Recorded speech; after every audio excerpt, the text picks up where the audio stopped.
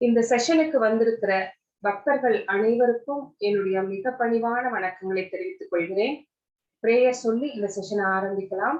ஓம் நமோ பகவதே வாசுதேவாய. ஓம் நமோ பகவதே வாசுதேவாய. ஓம் நமோ பகவதே வாசுதேவாய.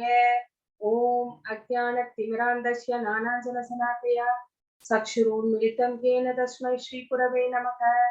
नमः ओं विष्णुपदाय कृष्णप्रसाय भूतले श्रीमते भक्तिवेदान्त स्वामिनिधि नामिने।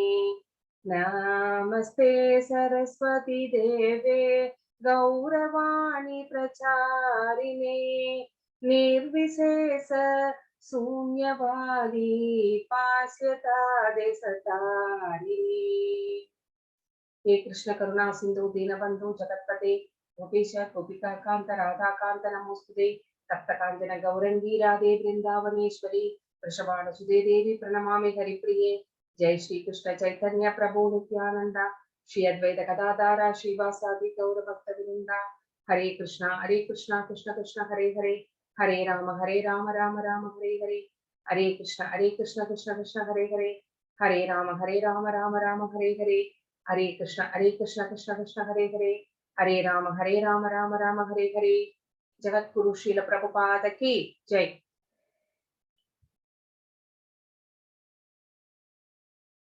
हरे कृष्ण।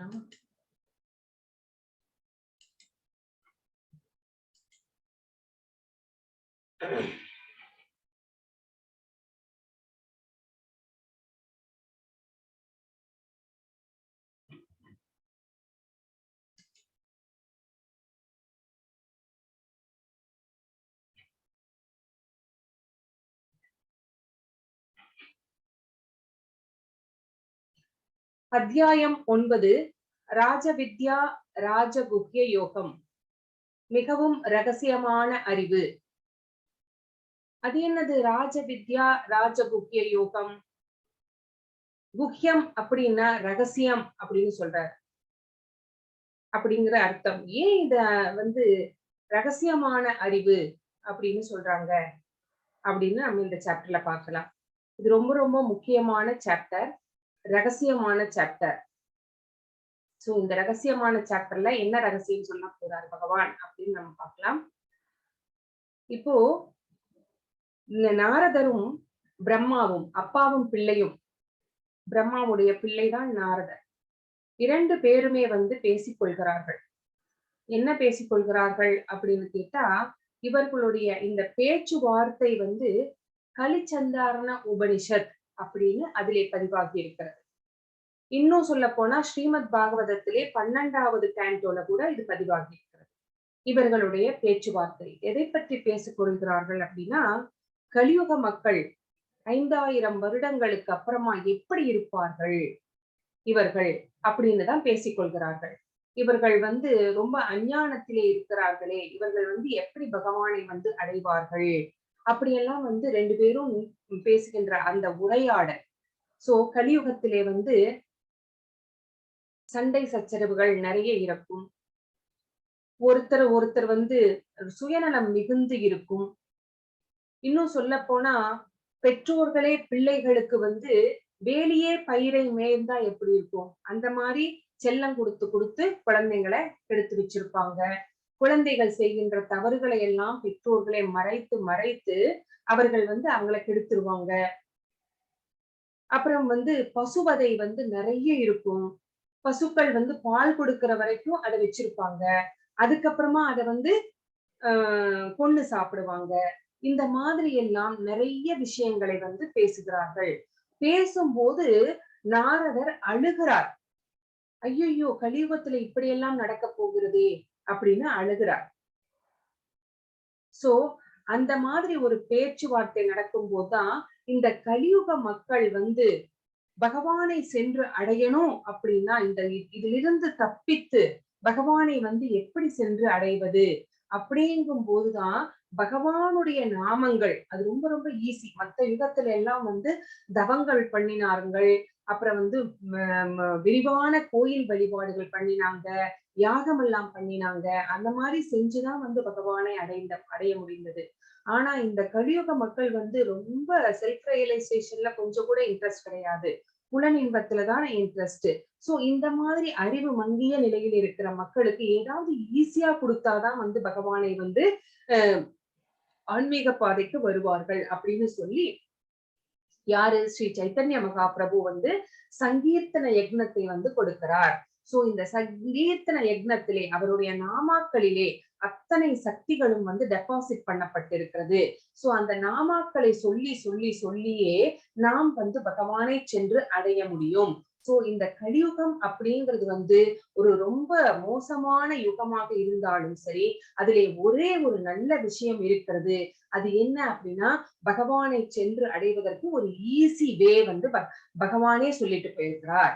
ஸ்ரீ சைத்தன்ய மகாபிரபு யாருமே கிடையாது, பகவான் ஸ்ரீ கிருஷ்ணர் தான். சோ அதுதான் இந்த கலியுகத்தின் சிறப்பு அப்படிங்கிறதையும் ரெண்டு பேரும் பேசிக்கிறாங்க. சோ இங்க இந்த சாப்டர்ல என்ன சொல்ல போகிறார்கள் அப்படின்னு நம்ம பார்க்கலாம். பகவான் என்ன சொல்றாரு அப்படின்னு பார்க்கலாம். ஸ்ரீ ஸ்ரீ ராதா கோவிந்தர் இஸ்கான் பெங்களூருக்கு நம்முடைய பணிவான வணக்கங்களை தெரிவித்துவிட்டு இந்த செஷனுக்கு செல்லலாம். ஹரே கிருஷ்ண கிருஷ்ண கிருஷ்ண ஹரே ஹரே, ஹரே ராம ராம ராம ஹரே ஹரே.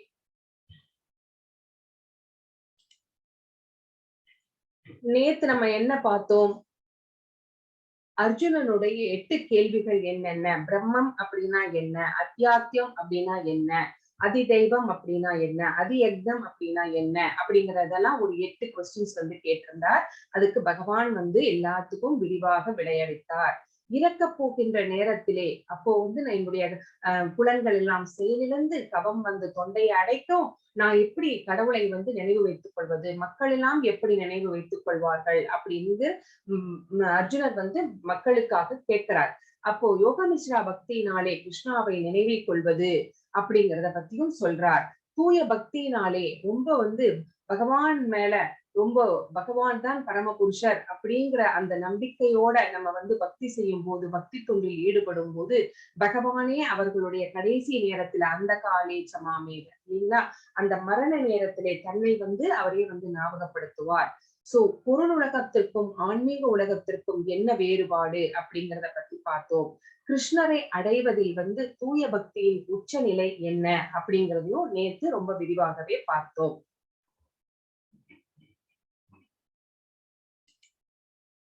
இன்னைக்கு என்ன பார்க்க போறோம்? இந்த ராஜவித்யா ராஜகுஹ்ய யோகத்துல பகவத் ஐஸ்வர்ய ஞானம். சோ ராஜவித்யா ராஜகுஹ்யம், அந்த ரகசியமான அறிவு என்ன அப்படின்னு 1 - 10 வரைக்கும் உள்ள ஸ்லோகங்கள் நமக்கு சொல்ல போகிறது. கிருஷ்ணரை அணுகும் வழிகள், அவரை வந்து எப்படியெல்லாம் பக்தி செய்யலாம், எந்தெந்த வழிகளில் எல்லாம் பக்தி செய்யலாம் அப்படின்னு 11 - 25 வரை சததம் கீர்த்தயந்தோமா. சோ நவவித பக்திகளை பத்தி சொல்ல போகிறாரு. பிரத்யேக பக்தியின் இனிமை, அந்த பக்தியினுடைய இனிமை எப்படி இருக்கும் அப்படின்னு பார்க்க போறோம். 26 - 34 வரைக்கும். மண்மனா பவம பக்தோ அப்படிங்கிற இந்த ஸ்லோகம், இது ரொம்ப முக்கியமான ஸ்லோகம். இந்த ஸ்லோகத்தை பகவான் 2 இடத்துல பகவத்கீதையிலே சொல்லியிருக்கிறார். 9வது சாப்டர்லயும் சொல்லியிருக்கிறாரா, இதே ஸ்லோகத்தை பகவான் 18வது ஸ்லோகத்திலும் சொல்லியிருக்கிறார். 18வது சாப்டர்லயும் சொல்லியிருக்கிறார். கடைசி சாப்டர்ல அதை நம்ம பார்ப்போம். சோ அவ்வளவு இம்பார்ட்டன்டான ரொம்ப ஸ்லோகம். இது வந்து இங்க மட்டும் சொல்லப்படல, இன்னும் வேற ஒரு புராணங்கள்ல கூட இதே ஸ்லோகம் சொல்லப்பட்டிருக்கிறது. ஹரே கிருஷ்ணா. ஸ்ரீ பகவானுவாச்ச இதம் துதே குஹ்யதமம் பிரவஸ்யாம் யனசூயவே ஞான விஞ்ஞான சகிதம் யக்ஞாத்வா மோக்ஷசே சுபாத். புருஷோத்தமரான முழுமுதற் கடவுள் கூறினார், எனதன்பு அர்ஜுனா, நீ என்றுமே என்னிடம் பொறாமை கொள்ளாதவன் என்பதால் எதனை அறிவதால் ஜட உலகின் துன்பங்களிலிருந்து விடுதலை அடைவாயோ அந்த மிக ரகசியமான ஞானத்தையும் விஞ்ஞானத்தையும் உனக்கு நான் அளிக்கின்றேன். சோ அவருடைய கேரக்டர்ஸ் எப்படி இருந்துச்சு, அர்ஜுனருடைய குவாலிட்டிஸ் எப்படி இருந்துச்சு, சாஃப்ட் நேச்சர்ட் காட்லி கேரக்டர் இல்லைங்களா. சோ பொறாமை அப்படிங்கிறது என்னன்னே வந்து அவருக்கு தெரியாது. எவ்வளவு அக்கிரமங்கள் அநியாயங்கள் எல்லாம் கௌரவர்கள் செய்த போதிலும் அவர்கள் மேல வந்து கொஞ்சம் கூட வந்து அவருக்கு கோபமோ துவேஷமோ இல்லை இல்லைங்களா. அவங்க மேல வந்து பரிதாபம் தான் காமிச்சாரு. அவங்கள கொல்லுவதற்கு அவர் வந்து தயங்கினார் இல்லைங்களா. சோ அப்படிப்பட்ட ஒரு கேரக்டர் அவரு. அதனாலதான் இந்த ரகசியங்களை எல்லாம் பகவான் வந்து அர்ஜுனரை செலக்ட் பண்ணி இவர் சொல்றார், நீ என்னிடம் என்றுமே பொறாமை கொள்ளாதவன். சோ பகவான் மேல அவருக்கு அர்ஜுனருக்கு கொஞ்சம் கூட பொறாமை அப்படிங்கிறதே கிடையாது. இதே சிசுபாலனை எடுத்துக்கோங்க, அவனுக்கு பகவான் மேல பொறாமை மட்டும்தான் இருந்துச்சு, வேற எந்த குணமுமே இல்லை. சோ இந்த மாதிரி பொறாமை இல்லாத உன்னிடம் வந்து எதை அறிந்து கொள்வதனால் இந்த ஜட உலகில பிறந்தவர்கள் துன்பங்களை அனுபவிக்க வேண்டும். ஆனா ஒரு விஷயத்தை தெரிந்து கொண்டால் அந்த துன்பங்களில் இருந்து விடுதலை அடையலாம். அப்படிப்பட்ட மிக ரகசியமான ஞானத்தையும் விஞ்ஞானத்தையும் நான் உனக்கு சொல்கிறேன் அப்படின்னு சொல்றார். பாகவதம் என்ன சொல்கிறது அப்படின்னு பார்த்தோம்னா, முழுமுதற் கடவுளை பற்றிய செய்திகள் எல்லாமே மிகவும் சக்தி வாய்ந்தவை. சோ ஒரு சத் சங்கத்துல சேர்ந்து அவரை பற்றிய விஷயங்களை எல்லாம் நம்ம தெரிந்து கொள்ளணும் அப்படின்னா நல் அதிர்ஷ்டம் வாய்த்தவர்களுக்கு மட்டுமே அது கிடைக்கும். சோ அதிர்ஷ்டம் இல்லாதவங்களுக்கு இந்த வாய்ப்பு இந்த இஸ்கான்ல சேர்ந்து பகவானை பற்றிய விஷயங்களை எல்லாம் தெரிந்து கொள்வதற்கு வாய்ப்பு கிடைக்காது அப்படின்னு இந்த ஸ்லோகம் நமக்கு சொல்கிறது. அப்படி இருந்தால் மட்டுமே நமக்கு வாய்ப்பு கிடைக்கும். சோ அப்படி கேட்கும் போது நமக்கு அவரை பற்றிய ஞானம் விருத்தியாகிறது. சோ நம்ம ஆன்மீக அனுபவத்தை நோக்கி நம்ம அடியெடுத்து முன்னேறி செல்கின்றோம். சோ ஏன் இது வந்து ரகசியமானது அப்படின்னா, இது களங்கமற்றது. கொஞ்சம் கூட களங்கம் அப்படிங்கிறது அதுல இல்ல, தூய்மையானது. அதனால் அதிரகசியம் ஆகனது அப்படின்னு சொல்லப்படுகிறது. இந்த ஞானத்தை தெரிந்து கொண்டவன் இந்த உலகிலேயே வாழ்ந்தாலும் கூட அவன் முக்தி பெற்றவன் அப்படின்னு சொல்லப்படுகின்றான். சோ அவனை வந்து இந்த ஜடத்துயரங்கள் இந்த பௌதீகத்திலே நமக்கு நிறைய துன்பங்கள் நேர்ந்தாலும் கூட அந்த துன்பங்களிலே அவன் வந்து பாதிக்கப்பட மாட்டான். அதனாலதான் இந்த ரகசியத்தை தெரிந்து கொண்டவர்கள் ராஜவித்யா ராஜகுக்கியம். அது வந்து கல்விக்கு அரசன் ராஜவித்யா அப்படின்னா, குக்கியம் அப்படின்னா ரகசியம், மிகவும் ரகசியமானது. சோ இந்த ரகசியத்தை தெரிந்து கொண்டவர்கள் இந்த ஜட உலகிலே வாழ்ந்தாலும் ஜட துயரங்களினால் பாதிக்கப்பட மாட்டார்கள் அப்படின்னு இங்கே வந்து பகவான் வந்து நமக்கு சொல்கிறார். ஹரே கிருஷ்ணா. ராஜவித்யா ராஜகுஹ்யம் பவித்ரம் இதமுத்தமம் பிரத்யாஷாவகமம் தர்ப்யம் சுசுகம் தர்த்தும் அவ்யயம். இந்த அறிவு கல்வியின் அரசன், எல்லா ரகசியங்களிலும் மிக ரகசியமானது, மிக தூய்மையானது. நான் இப்பதான் இதை பத்தி சொன்னேன் இல்லைங்களா. தன்னுணர்வின் அனுபவத்தை நேரடியாக அளிப்பதால் இதுவே தர்மத்தின் பக்குவ நிலையாகும். சோ தர்மம் அப்படின்னா என்ன? பிரிஸ்கிரைப்டு டியூட்டிஸ் செஞ்சுக்கிட்டே பகவானை நினைவில் கொள்வது. சோ அந்த பக்குவ நிலைக்கு இந்த ராஜவித்யா ராஜகுக்கியம் நம்மை வந்து அழைத்து செல்கிறது. இது அழிவற்றது, இதுக்கு என்ன கிடையாது. ஹரே கிருஷ்ணா டிவோட்டீஸ். இன்னைக்கு பாலாஜி பிரபு இல்ல, அதனால உங்களை மியூட் பண்ண முடியல, வேண்டான்னு பாக்குறேன் நானு. நீங்க எல்லாரும் கொஞ்சம் தயவு செஞ்சு மியூட்ல இருங்க. இது அழிவற்றது, பேரின்பத்துடன் செயலாற்றப்படுவதும் ஆகும். சோ இத வந்து நம்ம வாழ்க்கையில அப்ளை பண்ணும் போது நம்ம வந்து பேரின்பம் அடைவோம். சோ இந்த உலகத்திலே வாழ்ந்து கொண்டு இருந்தாலும் கூட நமக்கு வந்து ஒரு பேரின்பத்தை கொடுக்கக்கூடியது, துன்பங்களிலிருந்து விடுதலை அளிக்கக்கூடியது அப்படின்னு இந்த ஸ்லோகத்திலிருந்து நாம் தெரிந்து கொள்கிறோம். அஸ்ரத்ததான புருஷா தர்மஸ்யாஸ்ய பரந்தப அப்ராப்ய மாம் நிவர்த்தந்தே மிருத்யு சம்சாரவத்மனி. எதிரிகளை வெல்வோனே, இந்த பக்தி தொண்டில் நம்பிக்கையற்றவர்கள் என்னை அடைய முடியாது. எனவே அவர்கள் இந்த பௌதீக உலகின் பிறப்பு இறப்பு பாதைக்கே திரும்பி வருகின்றனர். எதிரிகளை வெல்வோனே அப்படின்னு பகவான் வந்து அர்ஜுனரை புகழ்ந்து பேசுகிறார். அர்ஜுனர் வந்து எந்தெந்த போரிலே ஈடுபட்டாரோ அந்தந்த போரிலே எல்லாம் வெற்றியே தான் வந்து அவருக்கு கிடைத்தது. ஒரு முறை கூட அவள் தோல்வி அடைந்ததே கிடையாது. எதிரிகளை தவிக்கச் செய்வோனே அப்படின்னு சில சமயத்துல சொல்வாரு, எதிரிகளை வெல்வோனே அப்படின்னு சொல்வாரு. சோ அப்படிப்பட்ட பலம் வாய்ந்த சக்தி வாய்ந்தவர், வலிமையானவர். சோ அப்படிப்பட்ட அர்ஜுனரை வந்து புகழ்ந்து இங்க பேசுகிறார். என்ன சொல்றார் அர்ஜுனா? இந்த பக்தி தொண்டில் நம்பிக்கையற்றவர்கள், சோ பகவான் மேல ஃபர்ஸ்ட் வந்து பக்தி இருக்கணும், ஒரு அன்பு இருக்கணும், ஒரு நம்பிக்கை இருக்கணும். அப்பதான் அவங்க வந்து பக்தி தொண்டு செய்வார்கள் பகவானுக்கு, டிவோஷனல் சர்வீஸ் பண்ணுவாங்க. சோ பக்தி தொண்டிலேயே நம்பிக்கை இல்லாதவர்கள் என்னை அடைய முடியாது, பகவானை வந்து அடைய முடியாது. இந்த பிறப்புல கிடையாது, இனி எந்த பிறப்பிலையுமே வந்து அவர்கள் அடைய முடியாது. அவர்கள் வந்து மறுபடியும் மறுபடியும் பிறப்பு இறப்பு என்ற அந்த சூழலிலே சிக்கிக்கொண்டு, எப்படி அந்த ராட்டினத்திலே மேல இருக்கிறவன் கீழே வருவான், கீழே இருக்கிறவன் மேல வருவான். பிறப்பு இறப்பு, பிறப்பு இறப்பு, புனரபி ஜனனம் புனரபி மரணம். சோ இந்த சக்கரத்திலே மாட்டிக்கொண்டு அவர்கள் வந்து மறுபடியும் மறுபடியும் பிறவி எடுத்துக்கொண்டே இருப்பார்கள் அப்படின்னு இந்த ஸ்லோகம் நமக்கு சொல்றார். இப்போ பகவானுக்கு எப்படி பக்தி தொண்டு செய்ய வேண்டும்? 9 விதங்களிலே பக்தி தொண்டு செய்யலாம். ஸ்ரவணம், கீர்த்தனம் விஷ்ணு, ஸ்மரணம், பாத சேவனம், அர்ச்சனம், வந்தனம், தாஸ்யம், சக்கியம், ஆத்ம நிவேதனம். இந்த 9மே வந்து பிரகலாத உவாச, இது யார் சொல்றாரு? பிரகலாதர் சொல்றார், பிரகலாத மகாராஜா சொல்றார். இந்த 9 செயல்களால் பகவானுக்கு தூய பக்தி தொண்டு புரியும் பக்தனை பூரணமான ஞானம் உடையவனாக உணர வேண்டும். இது ஸ்ரீமத் பாகவதத்துல 7வது கேண்டோல இருக்கு. சோ என்ன அந்த 9 பக்தி செயல்கள் அப்படின்னு பார்த்தோம்னா, ஸ்ரவணம். So first and foremost important point என்ன ஸ்டெப் எது அப்படின்னு கேட்டா கேட்கறது. ஸ்ரவணம் அப்படின்னா கேட்கறது. சோ கேட்பதற்கு அவ்வளவு சக்தி இருக்கிறது.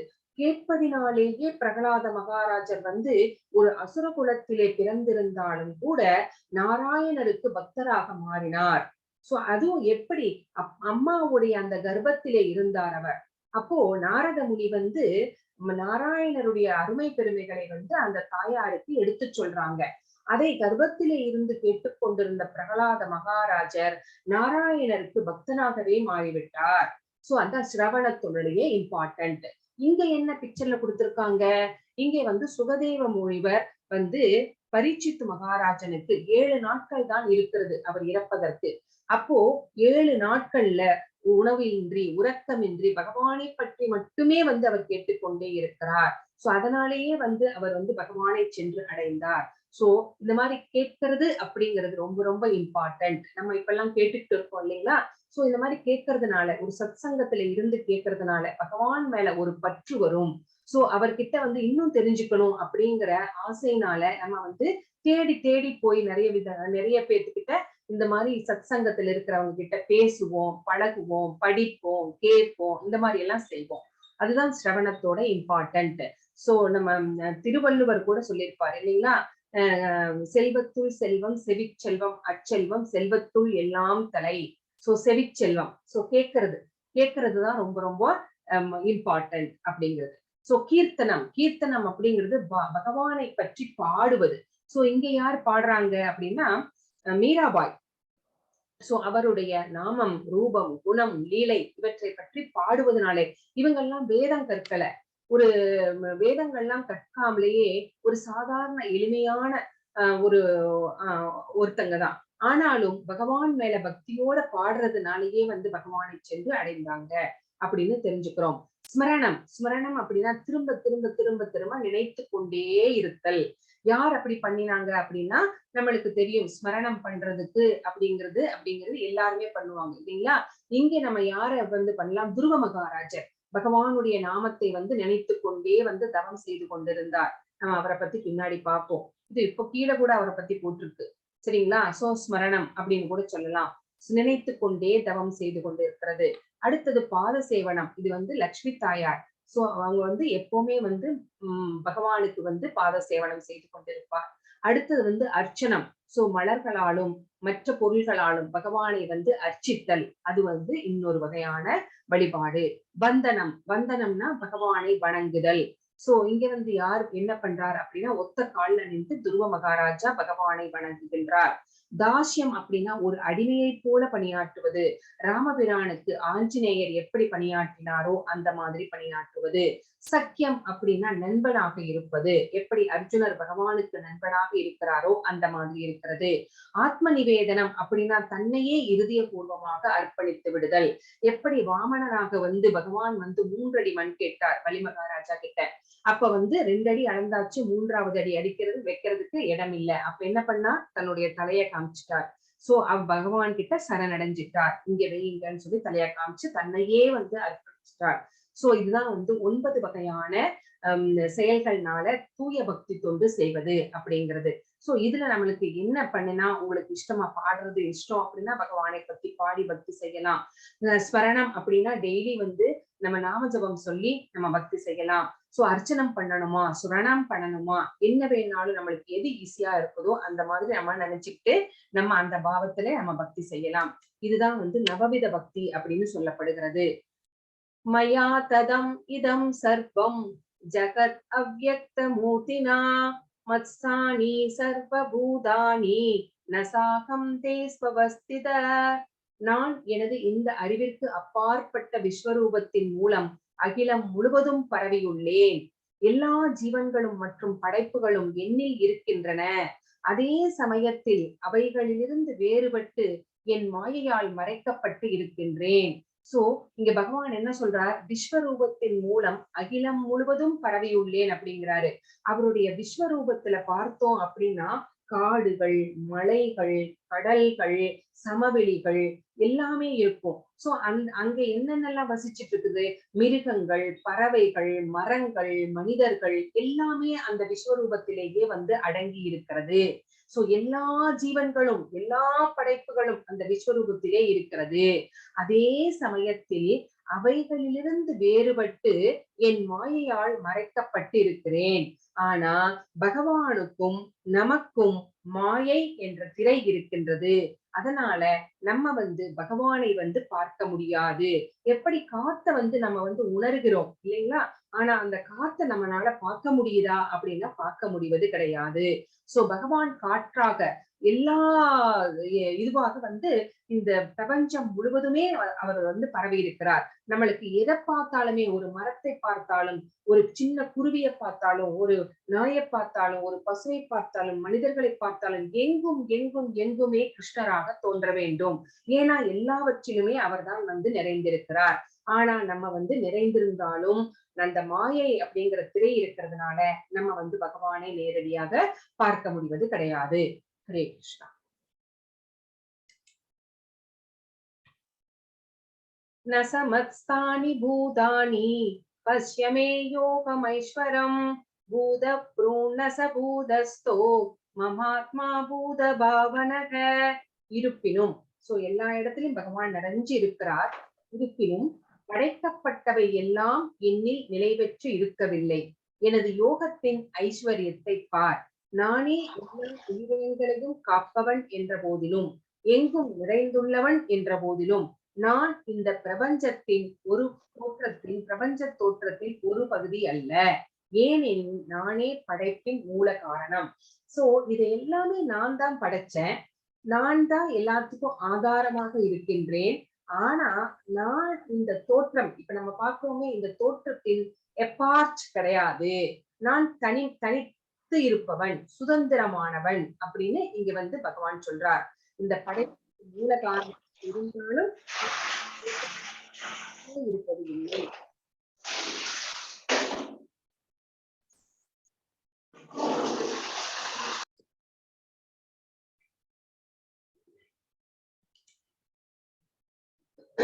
அப்படின்னு சொல்றார் பகவான். 9.6ல யதா காஷஸ்திதோ நித்ய வாயு சர்வத்ர கோமகான் ததா சர்வாணி பூதானி மஸ்தானி யுபதாரயக. எங்கும் வீசிக்கொண்டுள்ள பலத்த காற்று எவ்வாறு ஆகாயத்தினுள் எப்போதும் உள்ளதோ அதுபோலவே படைக்கப்பட்டவை அனைத்தும் என்னுள் அமைந்துள்ளதை அறிவாயாக. சோ இங்க காற்று இல்லாத இடம் அப்படின்னு ஏதாவது ஒரு இடம் இருக்கிறதா? இல்ல. எப்போதும் ஆகாயத்தில் காற்று நிறைந்து இருக்கிறது. அதே மாதிரிதான் படைக்கப்பட்டவை அனைத்தும் என்னுள் அமைந்திருக்கிறது. சோ எதெல்லாம் பகவான் வந்து படைச்சாரோ எல்லாமே வந்து அவருடைய அந்த விஸ்வரூபத்திலே வந்து அமைந்திருக்கிறது அப்படிங்கிறத நீங்க வந்து தெரிஞ்சுக்கணும் அப்படின்னு வந்து பகவான் இங்க இந்த ஸ்லோகத்துல நமக்கு சொல்றார்.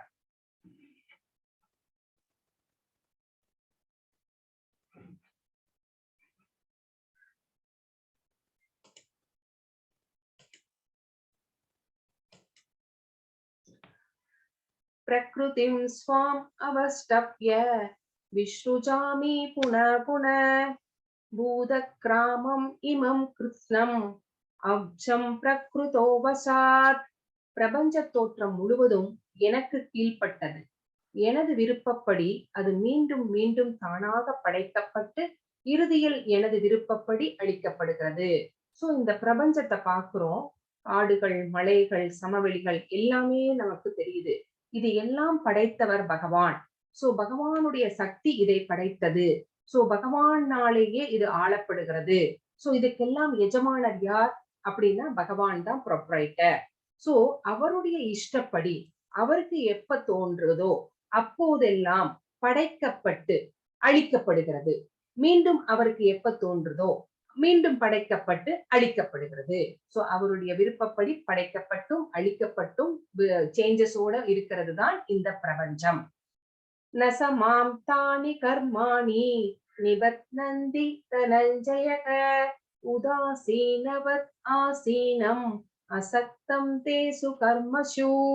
தனஞ்சயனே, இச்செயல்கள் எதுவும் என்னை பந்தப்படுத்த முடியாது. நடுநிலையில் அமைந்துள்ள நான் இப்பௌதீக செயல்களிலிருந்து எப்போதும் விலகியே உள்ளேன். இப்போ நம்ம இந்த பௌதீகத்துல இருக்கிறோம். நாம செய்கின்ற செயல்கள் நம்மை பந்தப்படுத்துகிறது. இந்த கர்ம பந்தனத்திலே ஈடுபடுத்துகிறது. அதனால பாவ புண்ணியங்கள் நமக்கு வருகின்றது. ஆனா இங்க பகவான் வந்து என்ன சொல்றார், நான் இந்த பௌதீகத்தை படைக்கின்றேன். ஆனால் இந்த பௌதீகத்தினாலே நான் என்னை வந்து பந்தப்படுத்த முடியாது. சோ பகவான் எப்படிப்பட்டவர்? ஆன்மீகமானவர். சோ பந்தப்படுவது அப்படிங்கிறது நம்முடைய குணம். ஆனா பகவான் வந்து எப்படிப்பட்டவர்னா ஆன்மீகமானவர். அவரை வந்து எதுவுமே பந்தப்படுத்தாது.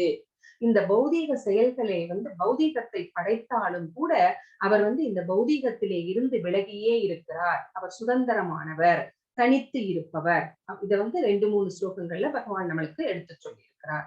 ஹரே கிருஷ்ணா. நம்ம ஆல்ரெடி இதை வந்து படிச்சிருக்கோம் இல்லைங்களா? அவர் சுதந்திரமானவர் அப்படிங்கிறத.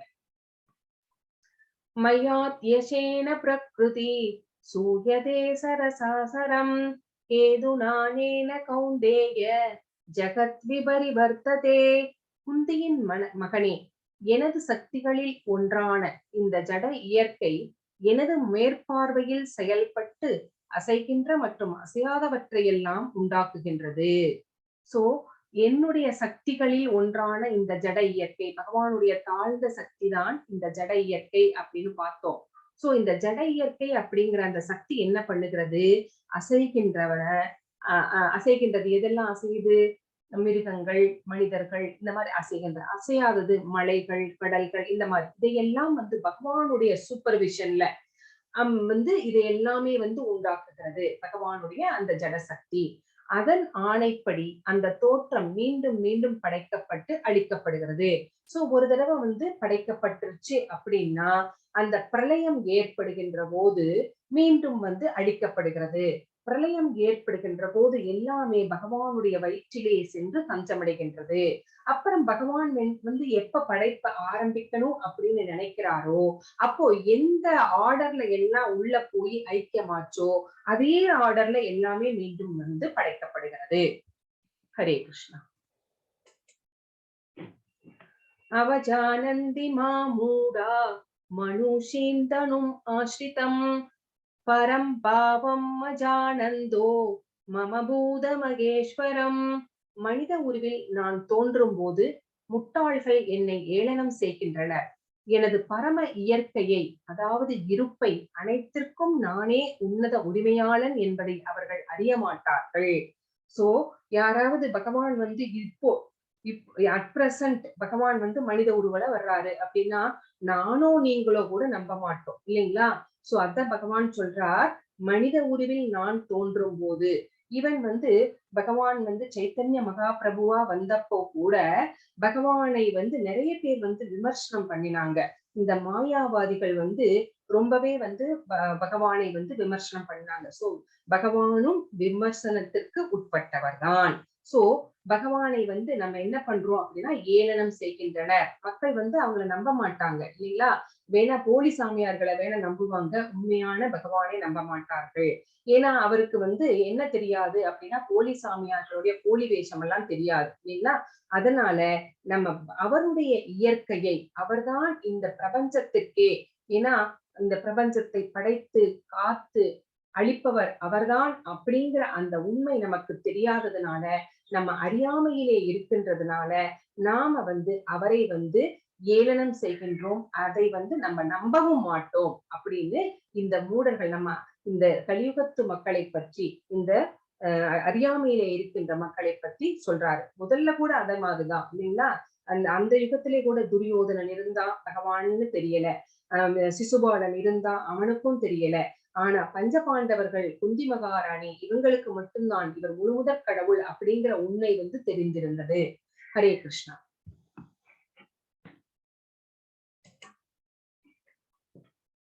மோகாஷா மோக கர்மாணோ மோக ஞான விசேதச ராசசீம் ஆசுரீம் சைவ பிரகிருதிம் மோகினீம் ஸ்ரிதா. இவ்வாறு குழம்பியவர்கள், சோ பகவான் யாரு அப்படின்னே தெரியாம குழப்பத்துல இருக்கின்றவர்களுக்கு ராட்சசத்தனமான கருத்துக்களாலும் நாத்திக கருத்துக்களாலும் கவரப்படுகின்றன.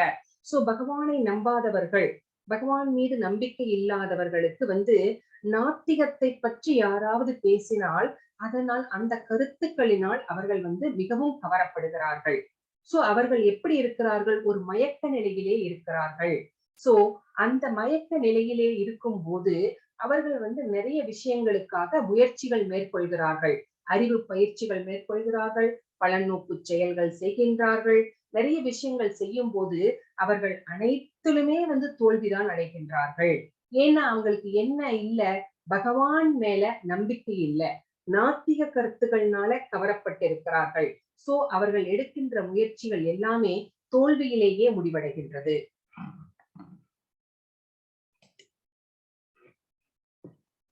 மகாத்மானஸ்து மாம் பார்த்த தைவீம் பிரகிருதிம் ஆஸ்ரிதாக பஜன் அனன்ய மனசோ நாத்வா பூதாதிம் அவ்யயம்.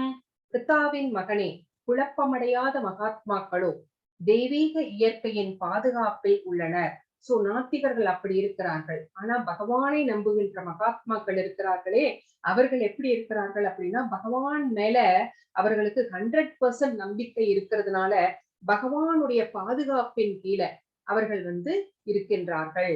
எதுனாலும் பகவான் செய்கிறது தான், என்ன நடந்தாலும் பகவானுடைய விருப்பப்படி நடக்கிறது அப்படிங்கிற அந்த நம்பிக்கை அவர்களுக்கு இருக்கிறதுனால அவர்கள் வந்து அந்த பாதுகாப்பு வளையத்திலே இருக்கின்றார்கள். அவர்கள் பரமபுருஷ பகவானான என்னை ஆதி புருஷனாகவும் அழிவற்றவனாகவும் அறிந்து எனது பக்தி தொண்டில் பூரணமாக ஈடுபட்டுள்ளனர். சோ பகவானே எல்லாத்துக்கும் ஆதி, பகவானே எல்லாத்துக்கும் முடிவு. சோ அதனால அவர்கள் வந்து ஒரு பக்குவ நிலையை அடைந்து விட்டதுனால அவங்களுக்கு தெரிந்தது எல்லாம் பகவானுக்கு பக்தி தொண்டு செய்வது மட்டும்தான். சோ அதை தவிர அவங்களுக்கு வந்து வேற எதுவுமே தெரியாது. சோ இங்க யார பாக்குறோம் அப்படின்னா மாதவேந்திர பூரி அப்படிங்கிற ஒரு ஆச்சாரியரை பாக்குறோம். இவர் வந்து பிச்சை தான் எடுத்து சாப்பிடுவாரு. அதுவும் பிச்சை வந்து பிச்சாந்தேகின்னு போய் பிச்சை கேட்க மாட்டாரு. யாராவது கொண்டு வந்து கொடுத்தாதான் சாப்பிடுவாரு. சோ அப்படிப்பட்டவருக்கு பகவானே வந்து ஒரு மண் கலையத்துல காலையில இருந்து அவர் வந்து ஃபாஸ்டிங்காவே இருக்கிறாரேன்னு சொல்லிட்டு ஒரு மாட்டு இடையன் தோட்டத்திலே ஒரு இடைய பையனாக வந்து ஒரு மண்கலயத்திலே பாலை எடுத்துட்டு வந்து கொடுக்கிறார். சோ இந்த ஸ்டோரி வந்து நான் உங்களுக்கு வந்து பிரபு கிட்ட சொல்லி நான் இதுல போட சொல்றேன், குரூப்ல போட சொல்றேன். இது ஒரு பெரிய ஸ்டோரி. சததம் கீர்த்தயந்தோ மாம் யதந்த சத்ருவர்தா நமஸ்யந்த மாம் பக்தியா நித்யயுக்தா உபாசதே. எப்போதும் எனது புகழை கீர்த்தனம் செய்து கொண்டு திடமான உறுதியுடன் முயன்று கொண்டு எனக்கு வந்தனை செய்தபடி இந்த மகாத்மாக்கள் பக்தியுடன் நித்தியமாக என்னை வழிபடுகின்றனர். சோ நாஸ்திகர்கள் எப்படி இருப்பார் அப்படின்னு சொல்லிட்டாரு. மகாத்மாக்கள் எப்படி இருப்பார் அப்படின்னு சொன்னாங்க. இது அதே கண்டினியூ ஆகுது. அந்த மகாத்மாக்கள் எப்போதும் எனது புகழை கீர்த்தனம் செய்து கொண்டு பகவானுடைய புகழை பாடல்களாக பாடிக்கொண்டு அவங்களுக்கு திடமான நம்பிக்கை இருக்கிறது. சோ பகவானுக்கு பக்தி தொண்டு செய்து கொண்டு அவர்கள் என்னை வழிபடுகிறார்கள். இங்க நம்ம என்ன பாக்குறோம்? பிரபுபாதா என்ன பண்றார்? அதனுடைய சீடர்களுடன் பகவானுக்கு கீர்த்தனங்கள் பாடிக்கொண்டு பக்தியை வெளிப்படுத்தி கொண்டிருக்கிறார். பிதாகம் அஸ்ய ஜகதோ மாதா தாதா பிதாமக வேத்யம் பவித்ரமோம்கார ரிக்ஸாம யஜுர் ஏவச. இந்த அகிலத்தின் தந்தையும் தாயும் காப்பவனும் பாட்டனாரும் நானே அப்படிங்கிறாரு. சோ இந்த அகிலத்துக்கெல்லாம், அகிலம்னா அகிலத்துக்குள்ள இருக்கிற எல்லா உயிர்வாளிகளுக்கும் தான், எல்லாத்துக்கும் தாயும் நானே, தந்தையும் நானே, காப்பவனும் நானே, பாட்டனாரும் நானே, தாத்தாவும் அவர்தான் அப்படின்னு சொல்றாரு. சோ அறியப்பட வேண்டிய பொருள், இந்த மனித ஜென்மம் எடுத்ததன் பொருள் என்ன, வேதங்களை கற்பதன் பொருள் என்ன அப்படின்னா பகவானை அறிந்து கொள்வதுதான். சோ அறியப்படிய வேண்டிய பொருளும் தூய்மைப்படுத்தும் பொருளும் ஓம் என்னும் மந்திரமும் நானே. சோ அறியப்பட வேண்டிய பொருள் பகவான் கிருஷ்ணர். சோ தூய்மைப்படுத்தும் பொருள் பகவான் கிருஷ்ணர். அவருடைய மந்திரத்தை ஜெபிப்பதனாலே நாம் தூய்மை அடைகின்றோம். ஓம் அப்படிங்கிற அந்த பிரணவ மந்திரம் யாரை குறிக்கின்றது அப்படின்னா பகவான் கிருஷ்ணரையே குறிக்கின்றது. நானே. ரிக் சாம யஜுர் வேதங்களும் நானே. சோ வேதங்கள் எல்லாமே நான் தான் அப்படிங்கிறாரு. வேதங்கள் எல்லாமே பகவானிடமிருந்தே தோன்றியவை. அதனால வேதங்களும் நானே அப்படின்னு நான் என்னென்னவா இருக்கிறேன் அப்படின்னு இங்க சொல்லியிருக்கிறார் பகவான். கதிர் பர்த்தா பிரபுக்ஷாசி நிவாச சரணம் சுக்ருத் பிரபவ பிரளயஸ்தானம் நிதானம் பீஜம் அவ்யயம். நானே இலக்கு. சோ நம்மளுடைய கோல் என்ன? பகவான் தான். காப்பவன் யார்? நம்மை காப்பவன் யார்? பகவான் தான். நம்முடைய தலைவன் யார்? பகவான் தான். நமக்கு சாட்சி யார்? அவரேதான். ஏன்னா நம்மளுடைய ஆத்மா, அதுக்கு பக்கத்திலேயே பரமாத்மா. நம்ம மனசுலே நம்ம அந்த செகண்ட் சாப்டர் பார்க்கும்போது பார்த்திருப்பீங்க, ஒரு மரத்துல 2 பறவைகள் உட்கார்ந்துருக்கும். அதுல ஒரு பறவை நம்ம, இன்னொரு பறவை நம்ம மனசுல இருக்கிற பரமாத்மா. நம்மையே பார்த்து கொண்டிருப்பார். நம்ம அவர் பக்கம் திரும்ப மாட்டோமா அப்படின்ட்டு பார்த்துட்டு இருப்பார். சோ நம்ம செய்கின்ற செயல்களுக்கு எல்லாம் சாட்சியாக அவர் நம்ம மனசுல பரமாத்மாவாக அமர்ந்திருக்கிறார். நமக்கு வசிப்பிடம் யார்? அவர்தான். நம்ம எங்க அடைக்கலம் புக வேண்டும்? பகவானுடைய பாதார விந்தங்களே தான். சோ மிக நெருங்கிய நண்பன் யான்? சுக்ருதம் சர்வ பூதானாம் அப்படின்னு சொன்னார் பாத்தீங்களா 5.29ல.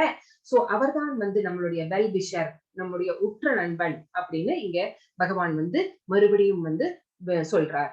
சோ நானே படைப்பு. சோ இந்த படைப்பு எல்லாமே நான் தான். இந்த படைக்கிறதெல்லாம் அழிக்கிறது யாரு? அதுவும் நான் தான். எல்லாத்தையும் ஆதாரமா தாங்கி பிடிக்கிறது யாரு? அதுவும் நான் தான். இந்த எல்லாவற்றிற்கும் தங்கும் இடம் யாரு? பகவான் தான். சோ நானே நித்தியமான விதையும் ஆவேன். நிதானம் பீஜம் அவ்யயம். சோ நானே விதையளிக்கின்றேன். எல்லாத்துக்கும் விதை இருக்கணும். எல்லா விதையிலிருந்துதான் ஒரு விருட்சமே வளரும். சோ அந்த விதை யாரு அப்படின்னு கேட்டா பகவான் தான் அப்படின்னு இந்த ஸ்லோகத்துல நமக்கு சொல்றார். தபாம் யகம் அகம் வர்ஷம் நிக்ருஹாம் உத்ஸ்ருஜாமி ச அம்ருதம் சைவம் ப்ருத்யுஷ சத் அசத் சாகம் அர்ஜுன. அர்ஜுனா, நானே வெப்பத்தை கொடுப்பவன், மழையை தடுப்பவனும் கொடுப்பவனும் நானே. நித்தியமும் நானே, மரண உருவமும் நானே. ஜடம் சேதனம் இரண்டும் என்னில் உள்ளன. அது மட்டும் கிடையாது, பகவானுடைய ஐஸ்வர்யங்கள் இதெல்லாம் என்னென்னு சொல்றார். வெப்பத்தை கொடுப்பவன், பகவானுடைய ஒரு கண் சூரியனுக்கும் ஒரு கண் சந்திரனுக்கும் ஒப்பிடப்படுகிறது. சோ அந்த வெப்பம் எங்க, சூரியனுக்கு அந்த வெப்பம் எங்கிருந்து கிடைக்கிறது அப்படின்னு கேட்டா பகவானுடைய சக்தி தான். சோ மழையை தடுப்பவனும் அவனே, சோ மழையை கொடுப்பவனும் அவனே. சோ ரெண்டத்தையும் சேர்றதும் பகவான் தான். நானே நித்தியமும் ஆனே, எல்லாமே நான் தான். அதே மாதிரி எல்லாமே நான் தான் அப்படின்னா மரணமும் நான் தான் அப்படின்னு சொல்றாரு. ஒருவருக்கு பிறக்கும் போதே பிறப்பு இறப்பு ரெண்டுமே நிச்சயிக்கப்படுகிறது இல்லைங்களா? பிறக்கும் போதே அந்த மரணத்தை தருபவனும் நான் தான், அந்த மரணமாக வருபவனும் நான் தான் அப்படின்னு பகவான் சொல்றாரு. ஜடம் சேதனம், ஆத்மாகமாகவும் பௌதீகமாகவும் ஆன்மீகமாகவும் இருப்பதும் நான் தான் அப்படின்னு இங்கே பகவான் இந்த ஸ்லோகத்திலே அவருடைய ஐஸ்வர்யங்களை பற்றி சொல்கிறார். இந்த 2 ஸ்லோகமும் மேல இருக்கு, மறைஞ்சிருக்கு. நானு புக்க பார்த்து படிக்கிறேன். 20 and 21.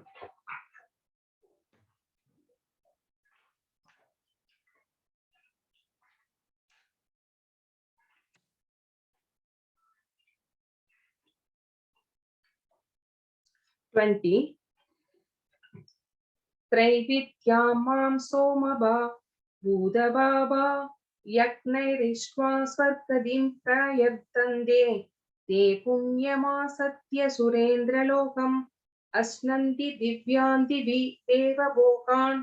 இது 20வது.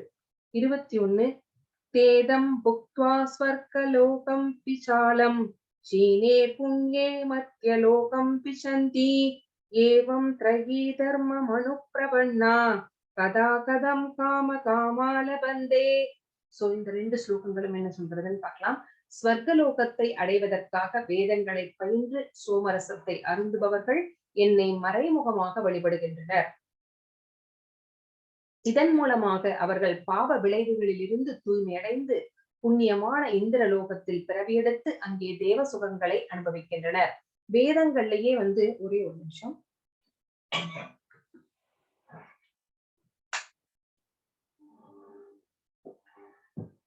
ஸ்வர்கலோகத்தை அடைவதற்காக வேதங்களை பயின்று. சோ வேதங்கள்லயே ஸ்வர்கலோகத்தை அடைவதற்கு என்ன வழி அப்படின்னு சொல்லியிருக்காங்க. ஒரு ஆண் பிள்ளை வேணும் அப்படின்னா அதுக்கு என்ன வழி அப்படின்னு சொல்லியிருக்காங்க. இந்த மாதிரி வேதத்திலே என்ன சொல்லப்பட்டிருக்கிறதோ அதை சில பேர் பயன்படுத்தி கொள்கிறார்கள் ஸ்வர்கலோகத்தை அடைவதற்காக. ஏன் அப்படின்னு கேட்டா, ஸ்வர்கலோகத்திலே இருக்கின்ற சுகபோகங்களை அனுபவிக்க வேண்டும் அப்படிங்கிற ஆசையினாலே, அங்கே அழகான பெண்கள் சோமரசம் அருந்துவது அப்படின்னு இந்த மாதிரி நிறைய விஷயங்கள் இருக்கிறது. சோ இதையெல்லாம் அனுபவிக்கணும் அப்படிங்கிற ஆசையினாலேயே அவங்க வேதங்கள் சொல்லப்பட்டிருக்கிற அந்த யாகங்கள் யக்னங்களை செய்து அவர்கள் பகவானை மறைமுகமாக வழிபடுகிறார்கள். இதன் மூலமாக அவர்கள் இந்த மாதிரி யாகங்கள் யக்னங்கள் செய்யும் போது அவர்களுடைய பாவ விளைவுகள் தூய்மை அடைந்து புண்ணிய பலன்கள் அவர்களை சேர்க்கிறது. அந்த புண்ணிய பலன்களினாலே அவர்கள் புண்ணிய லோகம் இந்திரலோகம் அங்க போய் வசிக்கின்றார்கள், பிறவி எடுக்கின்றார்கள். அங்க போய் வசிச்சு அந்த தேவ சுகங்களை எல்லாம் அனுபவிக்கின்றார்கள். அடுத்த ஸ்லோகம் நான் படிச்சுட்டேன், அதனுடைய அர்த்தம் சொல்றேன். ஸ்வர்கலோகத்தில் அத்தகு பரந்த சுகத்தை அனுபவித்து விட்டு தங்களது புண்ணியங்களின் பலன்கள் தீர்ந்தவுடன் அவர்கள் மீண்டும் இந்த மரண உலகில் வீழ்கின்றனர். சோ எவ்வளவு புண்ணியங்கள் சேர்த்து வைத்துக் கொண்டிருக்கிறார்களோ அந்த புண்ணிய பலன்கள் தீரும் வரை அந்த லோகங்களிலே இருந்து அந்த சுகங்களை எல்லாம் அனுபவித்து விட்டு மீண்டும் இந்த பூலோகத்திற்கு பிறவி எடுக்கின்றார்கள். இந்த மாதிரி புலனின்பத்திற்காக வேத தர்மத்தை கடைபிடிப்பவர்கள். சோ புலனின்பம் தான் முக்கியம் அப்படின்னு வேதத்தை கடைபிடிச்சு அவங்க அதை அடைகின்றார்களே, அவர்களுக்கு பிறப்பு இறப்பு அப்படிங்கிற அந்த சக்கரத்திலேதான் மாட்டிக்கொள்கிறார்கள். சோ இங்க பாருங்க, இந்த சைக்கிள்ல சரிங்களா, இப்படி போனவன் கண்டிப்பா இப்படி மேல ஆகணும், மேல போனவன் மறுபடியும் கீழே வந்துதான் ஆகணும். சோ பிறப்பு இறப்பு அப்படிங்கிற அந்த சக்கரத்திலே இவர்கள் மாட்டிக்கொள்கிறார்கள். அனன்யா சிந்தயந்தோ மாம் ஏ ஜனா வர்யுபாசதே தேசாம் நித்யாவியுக்தானாம் யோகக்ஷேமம் பகாம்யகம். இந்த யோகக்ஷேமம் பகாம்யகம் அப்படிங்கிறத நீங்க நிறைய இடங்கள்ல பார்த்திருப்பீங்க. ஆனா உங்களுக்கு இப்ப ஞாபகம் வருதா அப்படின்னு எனக்கு தெரியல. இத கடைசியில சொல்றேன். ஆனால் எனது துவ்ய தீபத்தின் மீது தியானம் செய்து கொண்டு களங்கமற்ற அனன்ய பக்தியுடன் என்னை நித்தியமாக வழிபடுபவர்களுக்கு அவர்களுக்கு வேண்டியவற்றை கொடுத்தும் அவர்களிடம் இருப்பவற்றை காத்தும் நான் அருள்பாலிக்கின்றேன் அப்படின்னு பகவான் சொல்றார். சோ எப்பவுமே அனன்ய பக்தி செய்து கொண்டிருக்கிறார்களே, அந்த மாதிரி அவர்கள் நித்தியமாக என்ன நடந்தாலும் சரி அவருக்கு பக்தி செய்வது மட்டும்தான் என்னுடைய முதல் கடமை அப்படின்னு நினைச்சிட்டு ஆச்சாரியர்கள், முனிவர்கள், யோகிகள் எல்லாம் அவரை வணங்கி கொண்டிருக்கிறார்கள். பகவானுடைய அந்த ரூபத்தை மனசிலே நினைச்சு கொண்டு தியானம் பண்ணி கொண்டு இருக்கிறார்கள். சோ அப்படிப்பட்டவர்களுக்கு அவங்களுக்கு என்ன தேவையோ அவற்றையெல்லாம் நான் கொடுக்கின்றேன், அவர்களிடம் இருப்பவற்றை காத்தும் நான் அருள் பாலிக்கின்றேன். நம்மளுக்கு என்னெல்லாம் வேணும், நம்ம கிட்ட என்ன இல்லையோ அதை அவர் கொடுக்கிறார். நம்மளுக்கு இப்ப என்ன இல்லை, நம்ம இந்த ஸ்லோகத்தை பார்த்தோம்னா நம்மளுக்கு ஸ்பிரிச்சுவல் நாலேஜ் தான் இல்லை. சோ அந்த ஆன்மீகம் தான் இல்ல. சோ பகவானை அடைவதற்குரிய ஆன்மீகத்தை எனக்கு தாங்க அப்படின்னு நம்ம வேண்டிக்கிறோம். சோ அவர்களிடம் இருப்பவற்றை காத்தும், நம்ம கிட்ட என்னெல்லாம் இருக்குதோ அதையெல்லாம் காக்கின்றார். சோ இல்லாதவற்றை அவர் தருகின்றார். சோ அதுதான் இந்த ஸ்லோகம் நமக்கு சொல்கிறது.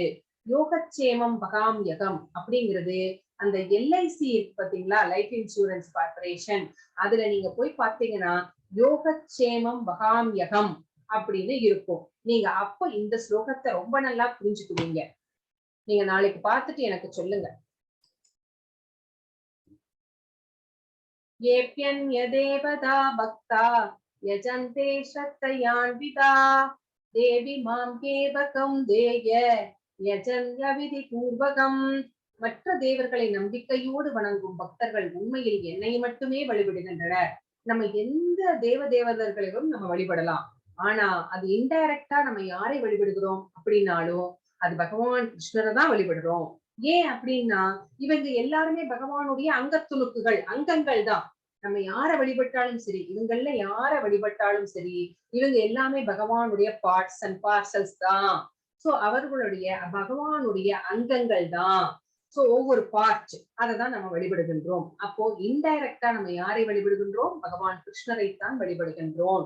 ஆனா அத்தகைய வழியில் செய்யப்படுவது தவறான வழிபாடு அப்படின்னு சொல்றார் பகவான். ஏன் அப்படி சொல்றார் தவறான வழிபாடு அப்படின்னா அது முழுமைக்கு சமமாகாது, அது பரிபூரணமாகாது. இப்போ நம்ம சாப்பிடுகின்ற சாப்பாடு வயிற்றுக்கு போய் சேருகின்றது. அங்கே இருந்து எல்லாத்துக்கும் எனர்ஜியா கன்வெர்ட் ஆகி ஈக்குவலா டிஸ்ட்ரிபியூட் ஆகுது நம்ம பார்ட்ஸ் எல்லாத்துக்குமே. இப்போ நம்ம வேரிலே ஊற்றுகின்ற நீர் அங்க எல்லா பார்ட்ஸுக்கும், மரங்கள், கிளைகள், அந்த தண்டுகள், பூக்கள், இலைகள், பழங்கள், காய்கள் எல்லாத்துக்குமே டிஸ்ட்ரிபியூட் ஆகுது இல்லைங்களா? வேருக்கு மட்டும் தண்ணி ஊத்துனா போதும். நம்ம சாப்பிடுற சாப்பாடு வயிற்றுக்கு மட்டும் போட்டா போதும். நம்ம தனித்தனியா இந்த கை நீ சாப்பிடு, இன்னைக்கு நிறைய வேலை செஞ்சுட்டு வந்துட்ட, காலுக்கு இந்த கால் நீ இன்னைக்கு மார்க்கெட்டுக்கு எல்லாம் போய் அணைஞ்சிட்டு வந்துருக்க, ரொம்ப டயர்டா இருக்கே அப்படின்னு காலுக்கு கொஞ்சம், கண்ணுக்கு கொஞ்சம் நம்ம ஊட்டுறது கிடையாது. அதே மாதிரிதான் இந்த மாதிரி டெமிகாட்ஸ் வர்ஷிப் அப்படிங்கிறது நம்ம ஒரு ஒரு பர்டிகுலர் பார்ட்டை மட்டும் நம்ம வணங்குறதுக்கு சமம். அந்த மாதிரி நம்ம செய்ய மாட்டோம் இல்லைங்களா? நம்ம என்ன செய்வோம்? முழுமையாக பூரணத்தை தான் வழிபட வேண்டும். சோ இந்த மாதிரி செய்வது அப்படிங்கிறது தனியா ஒரு பார்ட்டை மட்டும் இது பண்ற மாதிரி அப்படின்னு இந்த ஸ்லோகத்துல நமக்கு பகவான் சொல்றார். அது மட்டும் கிடையாது, டெமிகாட்ஸ்னால நமக்கு மோட்சத்தை அருள முடியாது. சோ என்ன வேணா கொடுங்க, என்ன வேணா எல்லாத்துக்கும் கொடுங்க அப்படின்னு சொல்லி பகவான் சாங்ஷன் பண்ணிடுவார். ஆனா என்ன பண்ணுவார் அப்படின்னா யாருக்கும் நீங்கள் மோட்சத்தை அருளக்கூடாது. யார் ஒருவருக்கு எந்த ஆசைகளுமே இல்லையோ, மெட்டீரியல் டிசையர் சுத்தமா கிடையாது, சென்ஸ் கிராட்டிபிகேஷன் புலனின்பங்கள் எல்லாம் தேவையே இல்லை, பகவான் மட்டுமே சத் அப்படிங்கறதை யார் உணர்ந்திருக்கின்றார்களோ, பகவானிடம் மட்டுமே எனக்கு அன்பு செலுத்த வேண்டும், பகவானிடம் மட்டுமே நான் பக்தி தொண்டு செய்ய வேண்டும் அப்படின்னு யார் எந்த இது வேணும் அது வேணும்னு எந்த எக்ஸ்பெக்டேஷன்ஸும் இல்லாம இருக்கின்றார்களோ, அப்படிப்பட்ட ஒரு ஆத்மா உங்களிடம் வந்தால் அவர்களை என்னிடம் அனுப்புங்கள், நான் அவர்களுக்கு மோட்சம் அளிப்பேன் அப்படின்னு பகவான் சொல்றார். சோ நம்ம எல்லாம் என்ன பண்றோம்? எதையாவது ஒண்ணு வேண்டிதான் நம்ம பகவான் கிட்ட போறோம். இவங்க கல்வி வேண்டுமா, நம்ம என்ன பண்றோம்? சரஸ்வதி தேவியை வேண்டுகின்றோம். பலசாலி ஆகணுமா, இங்கு ஒரு தெய்வத்தை வேண்டுகின்றோம். சோ செல்வம் வேண்டுமா, லட்சுமியை வேண்டுகின்றோம். சோ ஒரு எக்ஸ்பெக்டேஷன்ஸோட தான் நம்ம யாரையுமே நம்ம கும்பிடுறோம். யாருக்கு எந்த எக்ஸ்பெக்டேஷன்ஸும் இல்லையோ, யாருக்கு டுவாலிட்டிஸ் இல்லையோ, மெட்டீரியல் டிசையர்ஸ் இல்லையோ, யார் பகவானிடம் அனன்ய பக்தி செலுத்துகின்றார்களோ அவர்களுக்குத்தான் மோட்சம் அருளப்படும். அதுவும் பகவானால மட்டும்தான் கொடுக்க முடியும், வேற யாருனாலையும் அந்த மோட்சத்தை அருள முடியாது. அதனாலதான் இது தவறான வழியில் செய்யப்படும் வழிபாடு அப்படின்னு இங்க ஒரு வார்த்தை பகவான் சொல்றார். யாந்தி தேவ பிரதா தேவான் பித்ரூன் யாந்தி பித்ருகலா பூதானி யாந்தி பூதேஜா யாந்தி மத்யாஜினோபிமாம். தேவர்களை வழிபடுபவர்கள் தேவர்களிடையே பிறப்பார்கள், முன்னோர்களை வழிபடுபவர்கள் முன்னோர்களிடம் செல்வர், பூதங்களை வழிபடுபவர்கள் பூதங்களிடையே பிறப்பர், மேலும் என்னை வழிபடுபவர்கள் என்னுடனேயே வாழ்வர். சோ இதுவும் ஒரு உண்மைதான். அதனாலதான் சொல்றார் பகவான் மோட்சம் கிடைக்கணும் அப்படின்னா பகவான் கிருஷ்ணரை வழிபட வேண்டும். சோ தேவர்களை நம்ம வழிபட்டா நம்மளுடைய நம்ம வந்து இந்த உடலை நீர்த்த பின்பு தேவர்களுடைய அந்த உலகத்திலே தான் நம்ம சென்று பிறக்கணும். முன்னோர்களை வழிபடுபவர்கள் பித்ருலோகத்தை, நம்ம வீட்டுல இருந்த முன்னோர்கள், அவர்களை வழிபடும் போது அந்த பித்ருலோகத்திற்கு செல்கின்றோம். பூதங்களை வழிபடுபவர்கள், இந்த மேஜிக், பிளாக் மேஜிக் எல்லாம் செய்வாங்க பாத்தீங்களா, அந்த மாயா வேலைகள், சித்து வேலைகள் இதெல்லாம் செய்பவர்கள் வந்து பூதங்களை வந்து வழிபடுவார்கள். சோ அவர்கள் வந்து அதே உலகத்துல அந்த பூதங்களுக்கிடையே போய் பிறப்பார்கள். சோ பகவானை வழிபடுபவர்கள் பகவானுடைய வாழ்வார்கள் அப்படின்னு இந்த ஸ்லோகம் வந்து உறுதியளிக்கின்றது. பத்ரம் புஷ்பம் பழம் தோயம் யோ மே பக்தியா பிரயச்சதி தத்தகம் பக்திவதம் அஷ்டாமி பிரயதாத்மனக. அன்புடனும் பக்தியுடனும் ஒருவன் ஓர் இலையோ ஒரு பூவோ ஒரு பழமோ நீரோ அளித்தால் அதனை நான் ஏற்கின்றேன் அப்படிங்கிறாரு. சோ பகவானுக்கு எப்படி நைவேத்தியம் செய்யணும்? ஒரு சின்ன ஒரு பழம் போதும், ஒரு பூ போதும், ஒரு டம்ளர் தண்ணி, ஒரு துளசி தனம் போட்டு, இல்லைன்னா ஒரு இலை, துளசி இலைகள், இது போதும். ஆனா என்ன பண்ணணும்? அன்போட பக்தியோட ஒருத்தன் கொடுத்தா நான் அதை ஏற்றுக்கொள்கிறேன். எனக்கு இந்த தட்டுல பலவிதமான பலகாரங்கள் எல்லாம் செய்து படைப்பதை விட இதெல்லாம் செஞ்சும் பக்தி இல்லை அப்படின்னா, அன்பு இல்லை அப்படின்னா அது எனக்கு வேண்டாம் அப்படிங்கிறார் பகவான். அதனால ஒரு சின்ன ஒரு இலை, துளசி இலை, ஒரு பூ, ஒரு பழம், ஒரு டம்ளர் தண்ணி, சோ இத தந்தா போதும். ஆனா அன்போட பக்தியோட கொடுங்க, அதுதான் எனக்கு ரொம்ப முக்கியம் அப்படின்னு சொல்றார். சோ ரொம்ப முக்கியமான ஸ்லோகம். பத்ரம் புஷ்பம் பழம் தோயம் யோ மே பக்தியா பிரயச்சதி தத்தகம் பக்தியுபக்துதம் அஷ்டாமி பிரயதாத்மனக. சோ இந்த மாதிரி செய்கின்ற பக்தி வந்து பகவானை வந்து ரொம்ப சந்தோஷப்படுத்தும். சோ பகவானுக்கு வந்து இது செய்ய முடியல, அது செய்ய முடியல அப்படின்னு எல்லாம் நம்ம வந்து கஷ்டப்பட தேவையில்லை. சோ நம்ம கிட்ட என்ன இருக்குதோ நம்மனால கண்டிப்பா, இது ஒரு ஏழையினால கூட கண்டிப்பா செய்ய முடியும் இல்லைங்களா? சோ அந்த மாதிரி ஈஸியா பகவான் எவ்வளவு ஈஸியா நம்மளுக்கு ஒரு வழியை சொல்லி கொடுக்கிறார் பக்தி செய்வதற்கு, அவருக்கு வந்து ஆஃபர் பண்றதற்கு. சோ இத்தனை விஷயங்கள் வேணும் அப்படின்னு அவர் கேட்கல, பக்தியோட கொடுக்குறியா அப்படிங்கறதுதான் அவர் வந்து பாக்குறார். இன்னும் எப்படி வந்து அவரிடம் சரணடைய வேண்டும் அப்படின்னு இந்த ஸ்லோகம் சொல்றார். ரொம்ப முக்கியமான ஸ்லோகம். யத் கரோஷி யத் அத்நாசி யத் சுஹோசி ததாசியத் யத் தபஸ்யசி கௌந்தேய தத் குருஷ்வமத் அர்ப்பணம். குந்தியின் மகனே, நீ எதையெல்லாம் செய்கின்றாயோ, நம்ம என்னென்ன செயல்கள் செய்கின்றோமோ, சமைக்கிறோம், அப்புறம் வந்து வேலைக்கு போறோம், ஆபீஸ்க்கு போறோம், சோ என்னென்னலாம் செய்கின்றோமோ அத்தனை செயல்களை, எதையெல்லாம் உண்கின்றாயோ, நம்ம என்னென்னலாம் சாப்பிடுறோமோ, நீ எதையெல்லாம் படைக்கின்றாயோ, நீ இதையெல்லாம் கொடுக்கின்றாயோ, நீ எதையெல்லாம் எந்த தவங்களை எல்லாம் நீ செய்கின்றாயோ, அன்னதானம் செய்யலாம், பிறருக்கு உதவிகள் செய்யலாம், என்னென்னலாம் செய்கின்றோமோ அதனை எனக்கு அர்ப்பணமாக செய்வாயாக. என்ன செயல்கள் செய்தாலும் அந்த பாவம், பகவானே இது எல்லாமே உன்னுடைய சொத்து, சர்வம் கிருஷ்ணார்ப்பணம், நான் ஒரு கருவி மட்டுமே இங்கே அப்படிங்கிற அந்த பாவத்தோட செய் அப்படின்னு பகவான் வந்து இங்க சொல்கின்றார். சோ பகவானை நம்ம வந்து எப்படி வழிபட வேண்டும் அப்படின்னு இந்த இடத்துல பகவான் வந்து நம்மளுக்கு கிளியரா சொல்லியிருக்கிறார். சமோகம் சர்வபூதேஷு நமே த்வேஷோஸ்தி ந ப்ரியஹ ஏ பஜந்தி துமாம் பக்த்யா மகிதேதேஷு சாப்யகம். சோ நான் யாரிடமும் பொறாமை கொள்வதோ பாரபட்சம் காட்டுவதோ இல்லை. பகவானுக்கு ஏன் பொறாமை வரப்போகுது? எல்லாமே அவர்கிட்ட நிறையவே இருக்கு. சோ அவர் வந்து பொறாமை கொள்ளணும் அப்படிங்கிற அவசியம் கிடையாது. அவர் வந்து பார்ஷியாலிட்டியா இருக்கிறாரா அப்படின்னா அதுவும் கிடையாது. எப்படி மழை பெய்யும் போது சமநிலத்திலும் பெய்கின்றது, பாலைவனத்திலும் பெய்கின்றது, கடல் மேலையும் பெய்கின்றது, அந்த மாதிரிதான் பகவானுடைய அன்பு அப்படிங்கிறது எல்லோருக்குமே சமமானது. ஆனாலும் பக்தியுடன் எனக்கு அன்பு தொண்டு புரிபவன் யாராயினும் அவன் எனது நண்பன் அப்படிங்கிறாரு இல்லைங்களா? நண்பன் அப்படிங்கிறவங்க வந்து நம்ம வாழ்க்கையில வந்து ஒரு முக்கியமான இடத்தை கொடுத்து வச்சிருக்கோம். அதே மாதிரிதான் பகவானும். சோ யார் வந்து பகவான் கிட்ட ரொம்ப பக்தியோட இருக்கிறாங்களோ, அன்பு செலுத்துகின்றார்களோ, அவர்கள் வந்து என்னுடைய நண்பன் அப்படின்னு சொல்றாரு. அவன் என்னில் இருக்கின்றான். சோ அவன் வந்து என்னோட மனசுல நிறைஞ்சிருக்கிறான், நானும் அவனுக்கு நண்பனாக இருக்கின்றேன். சோ நாங்க ரெண்டு பேருமே வந்து ஒரு நல்ல நண்பர்களாக இருக்கின்றோம் அப்படின்னு இங்க பகவான் சொல்றார். நமக்கே தெரியும் இல்லைங்களா? நண்பர் நம்மளோட லைஃப்லயும் அதே மாதிரிதான். நம்மளுடைய நண்பர்களுக்கு, நம்மளுடைய தோழர் தோழியர்களுக்கு வந்து ரொம்ப ஒரு பெரிய இடத்தை நம்ம வந்து கொடுத்து வச்சிருப்போம். எதுனாலும் வந்து அவங்க கிட்ட வந்து ஃபர்ஸ்ட் ஷேர் பண்ணுவோம் இல்லைங்களா? நம்மளுடைய சந்தோஷமா இருக்கட்டும், துக்கமாக இருக்கட்டும், நம்மளுக்கு யார் ரொம்ப இன்டிமேட்டா க்ளோஸா இருக்காங்களோ அந்த ஃப்ரெண்டு கிட்ட தான் வந்து, நம்ம ரிலேட்டிவ்ஸ் கிட்ட கூட நம்ம ஷேர் பண்ணிக்க மாட்டோம். நம்ம ஃப்ரெண்டு கிட்ட தான் வந்து ஃபர்ஸ்ட் நம்ம சொல்லுவோம் இல்லைங்களா? ஆனா அப்படிப்பட்ட ஃப்ரெண்டு கிடைக்கிறது ரொம்ப ரொம்ப அபூர்வம் தான் இந்த கலிகாலத்துல. ஆனா இங்க அர்ஜுனரும் பகவானும் வந்து ரொம்ப ரொம்ப நல்ல ஃப்ரெண்ட்ஸா இருக்கிறாங்க. சோ அந்த மாதிரி இருக்கிறவர்கள் நம்ம பக்தி செலுத்தும் போது பகவானும் நமக்கு ஒரு நண்பனாக இருக்கிறார். இப்ப நம்ம வீட்லயே பாத்துக்கோங்களேன், வீட்டுல நம்ம ஒரு இப்ப நம்ம குழந்தைங்களுக்கு ஏதாவது ஒரு வேலை சொன்னோம்னு சொல்லி வச்சுக்கோங்களேன், அவன் செய்யவே மாட்டான் நம்ம பையன் கிட்ட இல்லைங்களா? உடனே அவன் ஃப்ரெண்டு கிட்ட இருந்து வந்து ஏதாவது வாடா அங்க கொஞ்சம் வாடா அப்படின்னு ஒரு போன் வந்துச்சுன்னு வச்சுக்கோங்க, இருடா இருடா நான் ஏதோ 2 மினிட்ஸ்ல வந்துடுறேன்னு சொல்லிட்டு கிளம்பி போயிட்டே இருப்பான். அந்த மாதிரிதான் ஃப்ரெண்ட் அப்படிங்கிறது ஒரு பெரிய இடம் இல்லைங்களா? ஒரு முக்கியமான இடம். அதுதான் நீ அவன் எனது நண்பன் அப்படின்னு வந்து பகவான் வந்து சொல்றாரு. சோ அதுதான் இங்கே நமக்கு பகவான் புரிய வைக்கிறார். அது மட்டும் கிடையாது.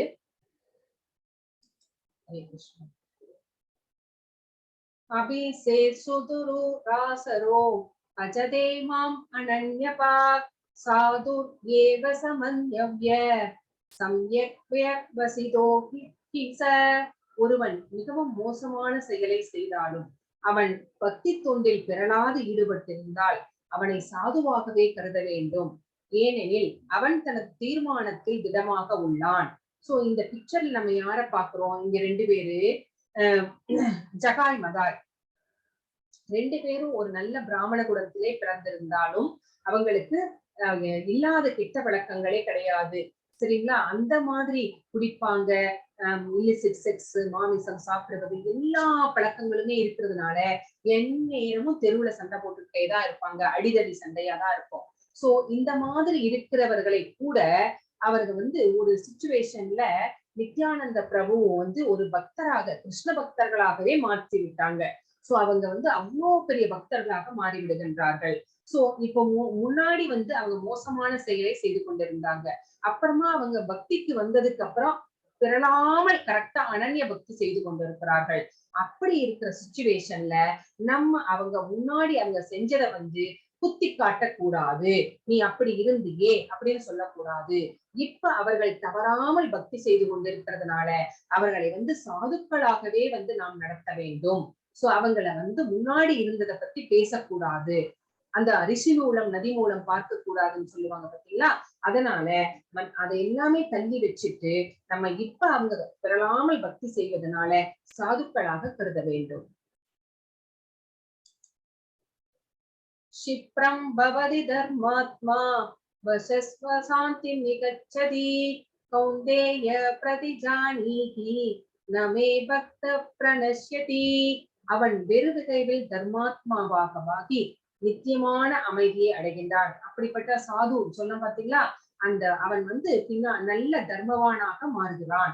தர்மவான் அப்படின்னா என்ன? தர்மம் செய்யறது கிடையாது, எல்லா ரூல்ஸ் அண்ட் ரெகுலேஷன்ஸையும் ஃபாலோ பண்ணி நல்லா டிசிப்ளின்ட் ஆகி அவன் வந்து நித்தியமான அமைதியை அடைகின்றான். சோ பகவானை சென்று அடைகின்றான். குந்தியின் மகனே, எனது பக்தன் என்றும் அழிவதில்லை. சோ ஒன்ஸ் பகவானுடைய பக்தனான உண்மையான பக்தனாக மாறிவிட்டால் அவனுக்கு அழிவு என்பதே வந்து கிடையாது என்பதை தைரியமாக அறிவிப்பாயாக அப்படின்னு அர்ஜுனருக்கு சொல்றார்.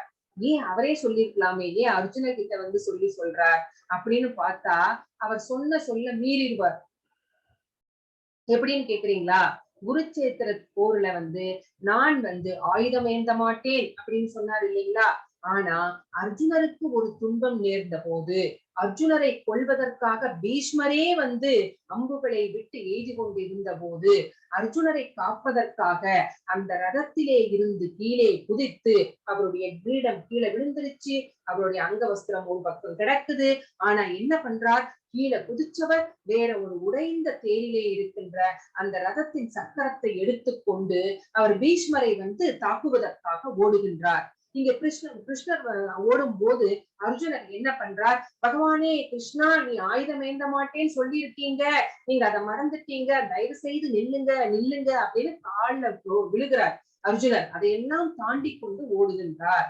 சோ இந்த மாதிரி அவர் சொன்ன சொல்லை வந்து மீறி விடுகின்றார் பக்தர்களுக்காக. தனக்காக இல்ல, பக்தர்களுக்காக. அதனால என்ன சொல்லுவாங்க, ஆமா கிருஷ்ணர் சொன்னா அவர் அதெல்லாம் செய்ய மாட்டார் அப்படின்னு நம்ம சொல்லிடக்கூடாது இல்லையா? அதனால அவர் சொல்லாம நீ தைரியமாக அறிவிப்பாயாக, என்னுடைய பக்தர்களுக்கு என்னைக்குமே அழிவில்லைன்னு நீ தைரியமா சொல்லு. அர்ஜுனன் சொன்னாலாவது நம்ம நம்ப மாட்டோமா அப்படின்னு பகவான் நினைச்சுக்கிட்டு அர்ஜுனரை அறிவிக்க சொல்கிறார். ஹரே கிருஷ்ணா. மாம் கி பார்த்தவ்யபாஸ்ரித்ய ये विश्युपावनो यः श्रुत्यो वैश्यास्तदा सूत्रास् தேவியாந்தி பராம் கதிம். பிதாவின் மகனே, பெண்கள், வைஷ்யர்கள், சுத்திரர்கள் என கீழ்குலத்தைச் சேர்ந்தவர்கள் யாராக இருந்தாலும் என்னிடம் சரணடைபவர்கள் பரமகதியை அடைய முடியும். சோ யாரெல்லாம் பகவானை சரணடைந்தவர்கள் பரமகதியை அடைய முடியும் அப்படின்னு சொல்றார். பெண்கள் ஏன் சொன்னார் அப்படின்னா, பெண்கள் குழந்தைக்கு சமமானவர்கள், எளிதில் உணர்ச்சி வசப்படக்கூடியவர்கள். சோ அவர்களை யார் வேணாலும் அவங்க ஈஸியா களிமண்ண போன்றவர்கள், அவங்க எப்படி வேணாலும் மோல்டு மாத்திக்கலாம் இல்லைங்களா? சோ நம்ம ரொம்ப என்ன சொல்றார், குழந்தை மனம் படைத்தவர்கள், உணர்ச்சி வசப்படக்கூடியவர்கள். யாராவது கொஞ்சம் கஷ்டப்பட்டாங்கன்னா மனசு இலகி போயிடும் இல்லைங்களா? அதனால சொல்றார். இந்த பெண்களை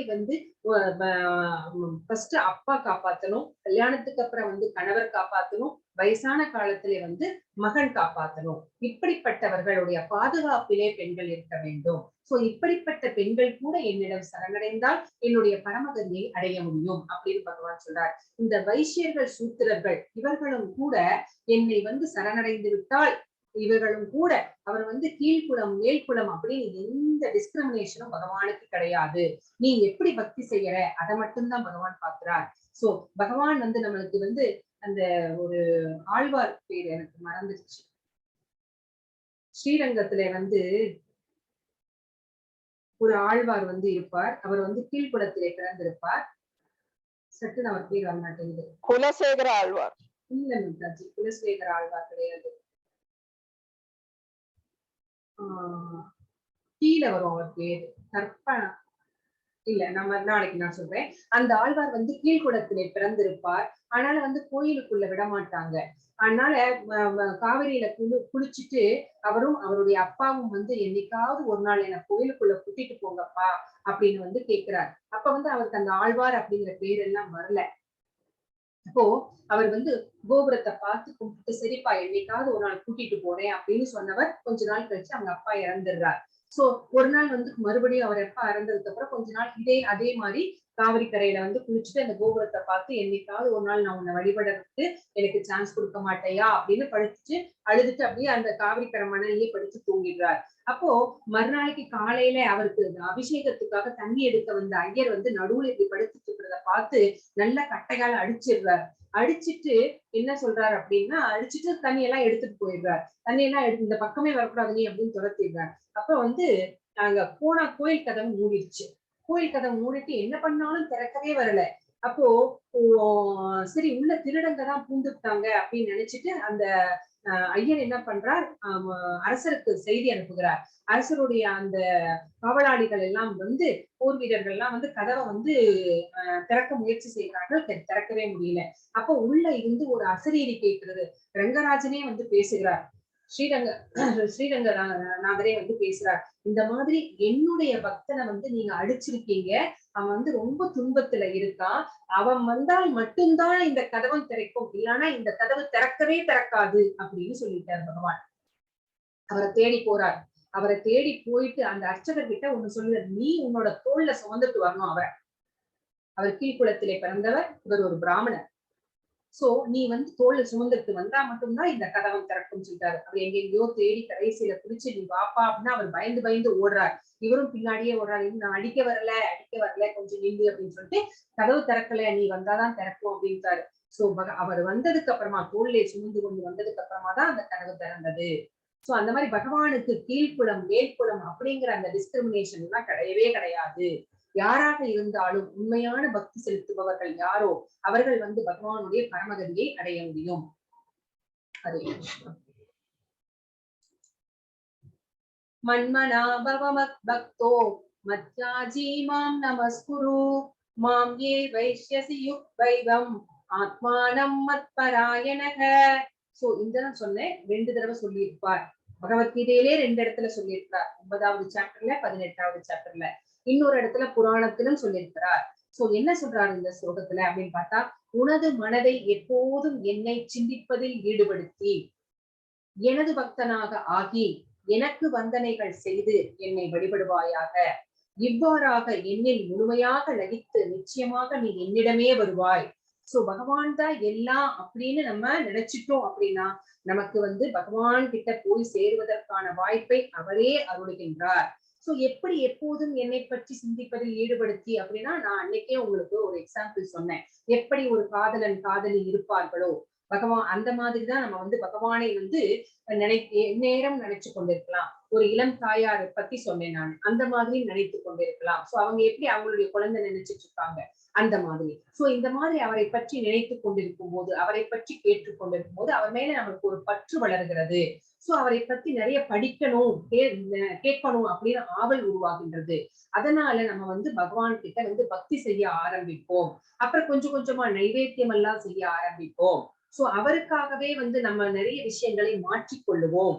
சோ இந்த மாதிரி வழிபாடு செய்யும் போது பகவான் கிட்டயே ஒரு 50 வயசுக்கு மேல ஒவ்வொரு வயசுல ஒவ்வொன்னு இருக்குது. பிரம்மச்சரியம், இல்லறம், அப்புறம் வனப்பிரஸ்தம், சந்நியாசம் அப்படின்னு இருக்கு. சோ ஆனா பக்தி அப்படிங்கிறது 5 வயசுல இருந்தே ஆரம்பிச்சிடணும். சோ இல்லறம் முடிந்ததுக்கு அப்புறம் 50 வயசுக்கு அப்புறம் நம்ம நிறைய ஆன்மீகத்துக்கு நிறைய டைம் ஒதுக்கணும்.